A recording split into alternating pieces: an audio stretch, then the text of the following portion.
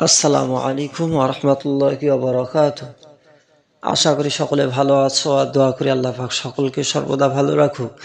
আল্লাহ পাক রব্বুল আলামিন সকলকে হায়াতে দারাজ করুক, রোগ শোক বালা মুসিবত থেকে হেফাজত করুক। সকলে বলি আল্লাহুম্মা আমিন। আজকে আমি আলোচনা করব ফাতিমা রাদিয়াল্লাহু আনহা এর আবেগঘন প্রশ্ন ও নবীজির সান্ত্বনা। আজকে এই বিষয়ে আলোচনা করব। ফাতিমা রাদিয়াল্লাহু তাআলা আনহা বলেন, আব্বা, যদি আপনি চোখের সামনে না থাকেন আমি কার দিকে তাকাবো?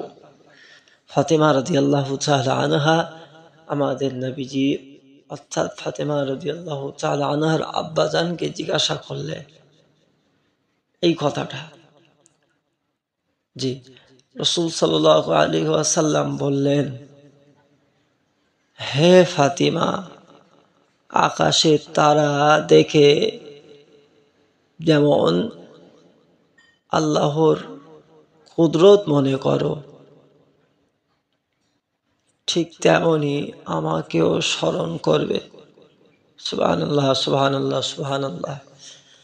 ফাতিমা রাদিয়াল্লাহু তাআলা আনহা বলেন, আমি তো প্রতিটি নিঃশ্বাসে আপনার গন্ধ খুঁজে পাই।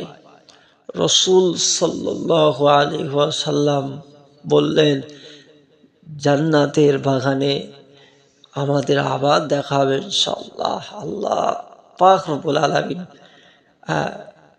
কত মহাব্বত, কত ভালোবাসা বাপ বেটির ভিতরে ছিল, দিয়েছিলেন। আল্লাহ আল্লাহ কবুল করুক, আমাদের শোনা বলার থেকে বেশি আমল করার তৌফিক দান করুক, সকলকে দুনিয়ার জমিনে 5 ওয়াক্ত নামাজ পড়ার তৌফিক দান করুক আল্লাহ পাক। সকলে বলি আল্লাহুম্মা আমিন।